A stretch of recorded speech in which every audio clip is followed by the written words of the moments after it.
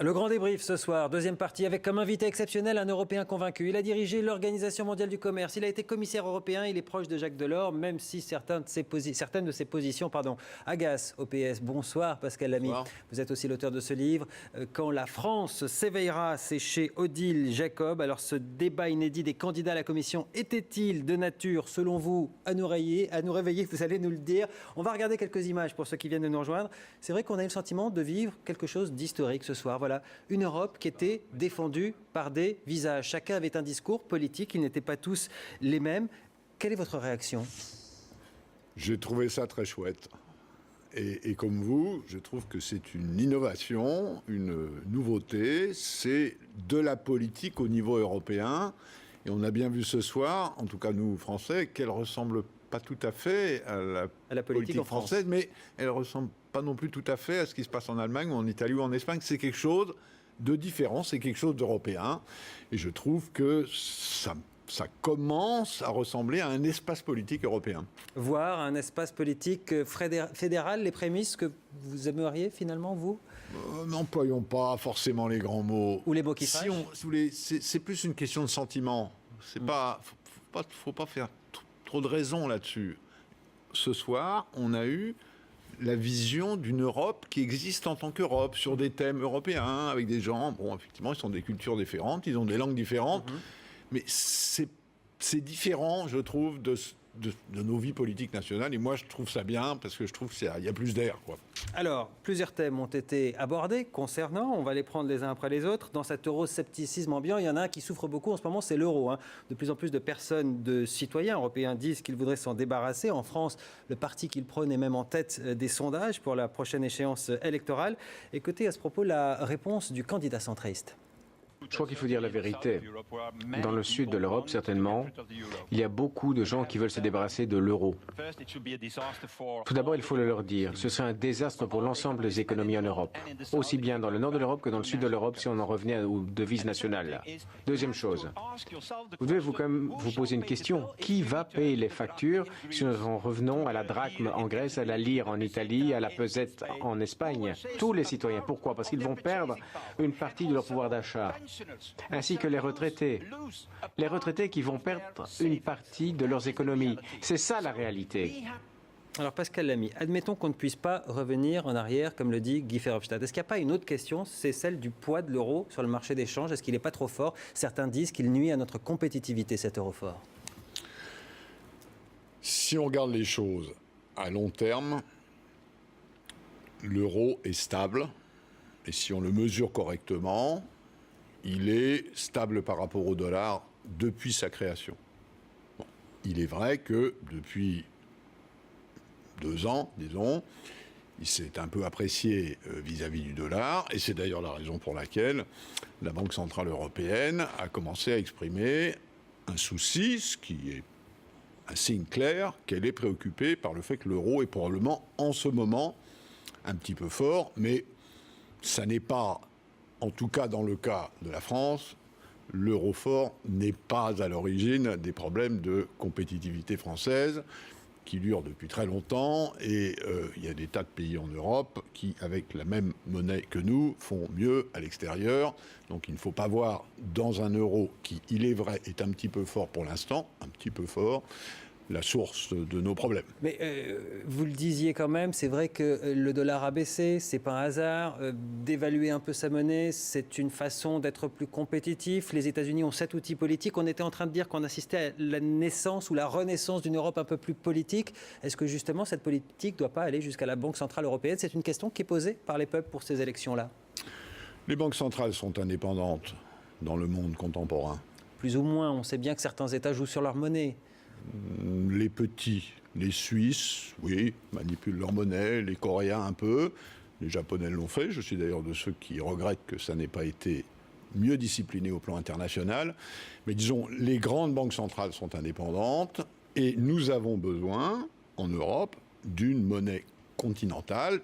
On sait bien que tous les pays qui sont dans l'Union ne sont pas dans l'euro. Ça nous donne, au plan international, une force, une stabilité. Et d'ailleurs, l'euro a produit, depuis qu'il existe, les bénéfices qu'on en attendait du point de vue de l'inflation, l'inflation est plus basse qu'avant. Il a produit les bénéfices qu'on attendait du point de vue des taux d'intérêt. Si nous avons des taux d'intérêt aussi bas comparés Ceux qui vous écoutent sont en train de se dire, moi je me souviens que je payais ma baguette 1 franc, aujourd'hui je la paye 1 euro, donc multiplié par 6. Sauf que avant, on était en zone marque. Hein, je l'ai souvent dit, moi j'ai reçu mon premier salaire au moment où le marque valait 1 franc 70 et quand on a créé l'euro, il valait 3 francs 40. Hein, donc la France s'était appauvrie de moitié par rapport à la monnaie allemande. Hein. Et le fait que nous n'ayons plus de guerre monétaire en Europe, plus de dévaluation compétitive, est quelque chose qui a beaucoup profité aux entreprises européennes et donc aux entreprises françaises. Alors, est-ce que pour autant tout est parfait ? Non, la crise a révélé qu'il y avait quelques défauts de construction de l'euro et il a fallu s'en occuper à la hâte, ce qui, effectivement, on peut regretter. Donc, il y avait des défauts de construction, la crise les a mis en lumière. On est en train de les réparer, mais dans l'ensemble, je crois... Le problème, il n'y a pas d'euro. Alors, je vous ai entendu par ailleurs, et je vous ai lu aussi, le problème ne vient pas de l'euro, selon vous, il vient aussi du coût du travail. C'est quelque chose qu'on ne disait pas facilement chez vos amis socialistes en France, il n'y a pas si longtemps que ça. On vous a même reproché de vouloir baisser le SMIC. Le SMIC, justement. Est-ce qu'il peut y avoir un projet de SMIC européen, par exemple ? Et si c'est le cas, puisque je vous vois dire oui, combien ? Puisque c'est la vraie question. On est 28, on n'est pas tout seul. C'est une thèse que je développe dans ce livre que vous avez eu l'obligeance de citer. Je défends l'idée d'un SMIC dans chacun des pays européens. Je ne défends pas l'idée d'un SMIC qui serait le même partout en ce moment, parce qu'il y a encore trop de différences entre la Bulgarie, l'Allemagne, le Portugal et la Suède. Mais le principe d'un salaire minimum, partout en Europe, je le défends. Et d'ailleurs, les Allemands, par exemple, sont en train de se doter d'un salaire minimum, ce qui, je trouve, est une bonne nouvelle. Mais le SMIC européen, évidemment pas au même niveau partout, on comprend pourquoi. En Roumanie, aujourd'hui, il est à 157 € par mois. On parle de libre circulation des personnes, de marché du travail libre à l'intérieur de l'Union européenne. Est-ce que ça ne pose pas des problèmes ? Est-ce que ce n'est pas de nature à inquiéter ? Est-ce que ce n'est pas cette Europe-là auquel les euroscepticistes ont envie de dire non aujourd'hui ? Non, parce que... il faut que les pays dont les salaires sont plus bas que les autres les augmentent, et ils ne peuvent les augmenter que s'ils augmentent leur économie. C'est d'ailleurs ce qui s'est passé partout en Europe. Hein, si vous comparez le niveau des salaires, par exemple, en Pologne, il y a 10 ans, et le niveau des salaires maintenant, pratiquement, les salaires polonais sont en train de rejoindre les salaires des pays développés. Il faut aussi tenir compte, sans faire trop de techniques économiques, fait que l'ouvrier roumain est moins productif que l'ouvrier allemand ou que l'ouvrier français. Donc ce qui compte, c'est la productivité horaire du travail. Hein. Donc en Europe, nous avons un processus de convergence et petit à petit, les salaires des pays les plus bas rejoignent les salaires des pays les plus hauts. C'est d'ailleurs aussi ce qui se passe au plan mondial. Hein. On a souvent dit que les Chinois étaient payés avec des roupies de Sansonnet. Les salaires chinois augmentent de 15 à 20% par an en ce moment. C'est normal, ça fait partie du développement. Si je résume, que tout ça va s'égaliser et que les problèmes qu'on vit aujourd'hui ne seront pas les problèmes de l'Europe de demain. Absolument. Je dis que petit à petit, ça s'égalise et qu'au fur et à mesure qu'ils deviennent plus productifs, et ça compte beaucoup, alors ils sont mieux payés. Les salaires augmenteront. Autre point, on en parle beaucoup, c'est même au cœur de la campagne, en particulier au Front de gauche, qui veut faire un référendum sur cette question, le fameux traité transatlantique, qui est négocié entre Bruxelles et les États-Unis, dans le dos des peuples, disent certains. C'est ce que pensent l'écologiste candidate de ce soir. Écoutez. Vous parlez du traité transatlantique avec les États-Unis. C'est vraiment un des exemples qui cause la méfiance des citoyens vis-à-vis de l'Union européenne. La Commission négocie des accords commerciaux secrets à huis clos. Et il y a des gens, des citoyens qui manifestent pacifiquement, comme aujourd'hui dans les rues de Bruxelles, contre cet accord commercial. Que s'est-il passé? Tous ces gens ont été arrêtés. Ça, ce n'est pas l'Union européenne. Alors, vous avez dirigé l'Organisation mondiale du commerce. Vous savez ce que c'est que de négocier des traités de libre-échange. Est-ce qu'ils ont raison, les Français, d'avoir peur là, sur cette question, sur ce traité-là? Ils ont raison de penser que cette négociation est opaque. Pour l'instant, nous parlons d'une négociation. On ne parle pas d'un traité. Hein, on parle de la négociation d'un traité. Et l'expérience prouve qu'entre le début de la négociation et la fin, il passe souvent du temps. Bien. Ils ont raison de penser qu'on ne leur a pas bien expliqué de quoi il s'agissait. Car, effectivement, c'est le premier d'une nouvelle génération d'accords qui s'intéresse plus à la gestion de la précaution qu'à la protection des producteurs nationaux.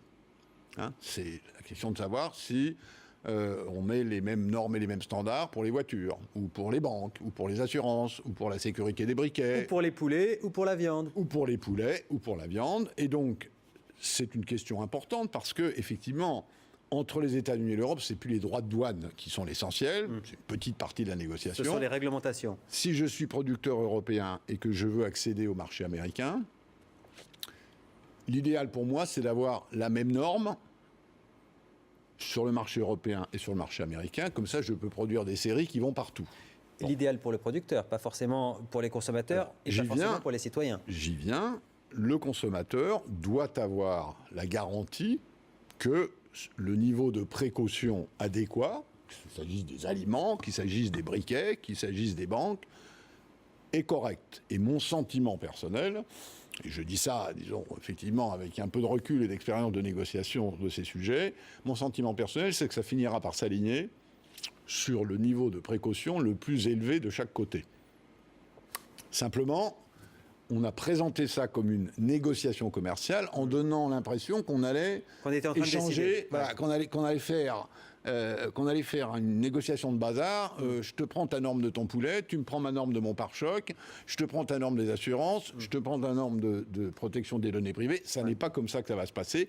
Et je regrette, c'est vrai, que de chaque côté d'ailleurs, parce qu'il y a à peu près le même débat aux États-Unis, ça n'ait pas été assez clarifié. Je reviens à l'intérêt des citoyens, parce qu'au fond, ceux qui vont voter le 25 ou qui ne voteront pas d'ailleurs, c'est là-dessus que ça les intéresse. Quel est leur intérêt? Est-ce qu'il va y avoir de la croissance? Il y a eu une étude qui montre que, quand ça sera en place, 0,5% de croissance d'ici à 2025. Tout ça pour ça. Est-ce qu'il va y avoir de l'emploi? Là, je prends une étude sur le traité de libre-échange nord-américain entre le Canada, les États-Unis et le Mexique. Qu'est-ce qu'il dit? 5% en moyenne de destruction d'emplois au Canada, jusqu'à 12% dans les secteurs exposés. C'est ça qui nous attend? C'est pour ça qu'on est en train de se battre? C'est très simple. Si je produis des voitures pour un marché de 50 millions, je vais les produire à un certain prix. Si je les produis pour un marché de 100 millions, le double, je vais les produire beaucoup moins cher. Le consommateur va bénéficier de prix inférieurs, et donc on va produire plus, et donc ça va faire des emplois. Mais s'il n'a pas d'emploi, il n'a pas de salaire, il ne pourra pas acheter la voiture. Et comme si le pouvoir d'achat, l'augmentation du pouvoir d'achat, c'était pas bon pour le développement de l'économie et pour l'emploi. C'est pas un hasard. Revenons en Europe. En Europe, les pays les plus compétitifs sont ceux qui ont le moins de salaire. Donc être plus compétitif, c'est bon pour l'emploi. En tout cas, tout le monde ne veut pas ouvrir toutes les barrières et toutes les frontières, y compris chez vos amis socialistes en ce moment au pouvoir. Aujourd'hui, on a beaucoup parlé d'un traité de patriotisme économique. Vous allez nous dire ce que vous en pensez juste après. Volontiers. À tout de suite. Toujours avec vous, notre invité exceptionnel, Pascal Lamy, ancien patron de l'Organisation mondiale du commerce, ancien commissaire européen et auteur de ce livre qui vient de paraître chez Odile Jacob, « Quand la France s'éveillera ». Voilà un thème d'actualité, semble-t-il, si l'on en croit tout ce que l'on entend ici et là. Apparemment, cette peur de l'Europe dont on parlait ensemble, c'est une peur de la perte de souveraineté. Et cette peur-là, elle est aussi partagée au gouvernement. On a vu aujourd'hui le gouvernement signer un décret de patriotisme économique pour dire « Attention, capitaux étrangers, vous ne pouvez pas toucher à tout. Alstom, par exemple, ça va devenir stratégique. » Qu'est-ce que vous en pensez ? Il y avait déjà un décret qui autorisait les pouvoirs publics à s'opposer à des investissements qui sont considérés comme importants du point de vue de la sécurité nationale. Ouais. Bon, mais pas les transports et l'énergie. On l'étend à des secteurs qui, à juste titre, peuvent être considérés comme stratégiques. Ceci n'entre en contradiction avec aucune règle européenne. Vous me surprenez, Pascal Lamy, ancien patron de l'OMC. C'est pas du protectionnisme, ça, que vous avez combattu toutes ces années durant ? Le protectionnisme, c'est une notion commerciale. Là, il s'agit d'investissement. Il y a des règles qu'on doit respecter. Rien n'empêche ceci au niveau mondial. La preuve d'ailleurs, c'est que les Américains font la même chose, pas tous les jours, mais enfin souvent. Et au niveau européen, il y a une disposition qui autorise chacun des États membres à prendre des mesures de ce type. Alors, il y en a qui sont sur des périmètres restreints, qui sont vraiment le cœur de la sécurité nationale. Jusqu'à présent, personne n'a dit qu'une entreprise qui produit des saucisses, c'est de la sécurité nationale. Donc après, c'est une question d'appréciation. Mais disons, pour une fois, si je puis dire, c'est dans les clous. Ça me paraît faire du sens. Est-ce que ça va suffire à régler l'avenir d'Alstom? Ça, j'en suis pas sûr, parce que l'avenir d'Alstom, c'est un problème industriel et financier. Il faut qu'Alstom ait des actionnaires qui assurent son développement, à moins que l'État ne s'y mette, ce qui lui coûtera un bonbon. Vous lui conseilleriez de s'y mettre à l'État dans ce dossier Alstom? Là-dessus, je n'ai pas d'a priori. Il y a des moments où l'intervention de l'État en capital dans une entreprise, pour peu que ça corresponde à un plan industriel et que le management te suive, ça peut faire du sens pour passer une période difficile. Le problème d'Alstom, c'est pas de passer une période difficile, c'est d'assurer son avenir dans deux gros métiers, l'énergie et les transports, qui sont très consommateurs de capital. Ça pose quand même un problème de message vis-à-vis du monde entier, des investisseurs étrangers, dit ce soir le MEDEF. Écoutez d'ailleurs François Hollande, il en avait conscience de ça. Regardez ce qu'il disait, c'était encore en février dernier, il l'a martelé et répété à plusieurs reprises. Nous n'avons pas peur des capitaux qui viennent s'investir en France. Déjà à l'époque de Jaurès, il y avait ce type d'illusionniste qui proposait, il y a 100 ans, de s'abstraire de la compétition, d'établir le protectionnisme, de fermer les frontières. Combien de fois ai-je entendu un entrepreneur ou un cadre dirigeant d'une entreprise étrangère me dire qu'il était venu dans notre pays avec beaucoup de difficultés, alors même qu'il voulait se mettre au service d'un investissement? Eh bien, c'en sera fini. Et là, on rajoute de la difficulté, il n'y a pas une contradiction là? Non, je ne partage pas votre point de vue, de même que je ne partage pas forcément le point de vue de Gattaz là-dessus. Il est normal que dans des secteurs considérés comme essentiels pour la vie du pays... Ah mais même l'Europe s'inquiète, même la Commission a dit aujourd'hui, attention, là vous êtes en train de faire du protectionnisme. Non, écoutez, j'ai écouté très soigneusement ce qu'a dit la Commission. La Commission a dit, ceci est prévu par les traités européens qui autorisent chacun des États membres, qui ne le font pas tous de la même manière, parce que l'Europe... c'est pas juste la même chose tout le temps pour tout le monde. Non, là je trouve qu'il ne faut pas verser, pour le coup, dans l'ultralibéralisme. Hein, ce que je n'ai jamais pensé d'ailleurs, mais je fais la différence entre de la protection et du protectionnisme. On va passer à une autre question qui intéresse les citoyens téléspectateurs et qui voteront peut-être ou pas le 25 mai prochain, c'est la question de l'austérité. En France, le débat se résume un peu à « moi, je veux une Europe de la croissance, moi, je ne veux pas une Europe de l'austérité ». La question a été posée, est-ce que le médicament qui est proposé par l'Europe n'est pas en train de tuer le malade? Écoutez la réponse de M. Juncker, le candidat de la droite, qui pour le coup est sorti de sa réserve. On n'avait pas l'habitude de le voir énervé comme ça quand il s'agissait de parler des banques. Nous avons sauvé des banques, mais nous ne les avons pas sauvées pour les beaux yeux des banquiers. Je me fous des beaux yeux des banquiers. Nous l'avons fait pour protéger les épargnants, pour protéger les salariés des banques, pour protéger les petites et moyennes entreprises qui avaient besoin de crédit. Nous l'avons fait parce que l'économie réelle se serait écroulée si le système financier se serait écroulé. Et je n'accepte pas qu'on dise que nous avons seulement appliqué des politiques d'austérité. Ce n'est pas vrai. L'Europe a sauvé les peuples, elle ne les étrangle pas comme on le pense en Grèce, comme le pense M. Tsipras qui était aussi dans ce débat? Nous avons connu une crise financière majeure qui a obligé les États, qui étaient déjà très endettés, à remettre de l'argent pour sauver le système financier. Et je suis d'accord avec Jean-Claude Juncker, ce n'était pas pour les beaux yeux des banquiers, c'est parce que sinon c'est les épargnants ou les entreprises qui dérouillaient. Bon. On a atteint un niveau d'endettement des États, c'est vrai aux États-Unis et c'est vrai en Europe, excessif. Parce que trop d'endettement, ça étouffe la croissance. Oui, mais aux États-Unis, on ne se fixe pas les fameux 3% de la richesse du pays en endettement maximum. Je vais y venir. Si vous regardez ce que les Américains ont fait et ce que les Européens ont fait, c'est comparable. Le niveau d'ajustement fiscal, c'est-à-dire de réduction de la dépense et d'augmentation des impôts, il est équivalent. Et ce 3%, les Français qui nous regardent se disent « mais pourquoi ça nous tombe du ciel ce 3%? Pourquoi 3%? Pourquoi pas 4? Pourquoi pas 2 ?» Tout simplement parce que 3%, ça veut dire que votre budget doit être en équilibre, sauf ce que vous payez en intérêt quand votre dette est de 60% et que vos taux d'intérêt nominaux à moyen terme sont de 5%, 60 multiplié par 5 égale 3. 3%, ça veut dire votre budget doit être en équilibre, sauf le paiement des intérêts courants de votre dette. C'est une règle d'équilibre budgétaire qui fait du sens sur le moyen et long terme, parce qu'on ne peut pas, et on le voit bien dans notre pays d'ailleurs, on ne peut pas s'endetter, faire des déficits pendant 40 ans, un jour la facture se présente. Et si la facture est trop grosse, elle étouffe la croissance. Donc il faut réduire l'endettement, il faut assainir les finances publiques. Est-ce que pour autant il faut tuer la croissance? Non, ce n'est pas ce qui a été fait. Alors évidemment, en Grèce, il y a eu un gros choc. Parce que la Grèce était le pays en Europe qui vivait le plus au-dessus de ses moyens. Et d'ailleurs, on sait que si les Grecs avaient été tout seuls dans leur coin pour faire face à leur crise, Ça aurait été compliqué. ça aurait été probablement beaucoup plus dur. Les Grecs ont bénéficié de la solidarité européenne. Puisque vous parlez de bénéfice de la solidarité, justement, un petit schéma pour vous, source Commission européenne, qui est assez intéressant, qui fait parler en tout cas. Regardez, c'est quand on a payé et quand on reçoit les aides, quel est le solde? Alors pour l'Allemagne, c'est le plus négatif, presque 12 milliards de solde négatif. Pour la France, c'est le deuxième quand même, presque 8 milliards de solde négatif. Et puis on le voit, les soldes positifs, ils sont plutôt à l'Est, ils sont plutôt au Sud.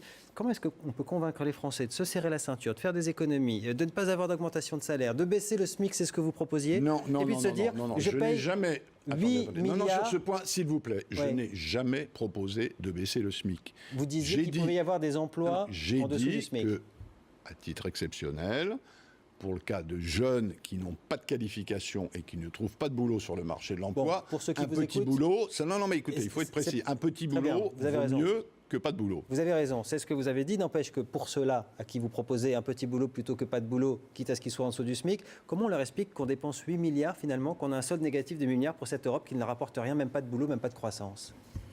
Écoutez, posez la question aux agriculteurs français et ils vont vous répondre, savoir si l'Europe ne leur apporte pas quelque chose. L'agriculture française, elle est nourrie en partie Je avec parle les de solde, finances européennes. Dans ces 8 milliards, la PAC est comprise. Donc on est en solde négatif là. Il y a en Europe des pays riches et des pays plus pauvres. L'Europe est un espace de solidarité. Les pays les plus riches, et la France est en Europe un pays riche, paient un peu pour les pays les plus pauvres.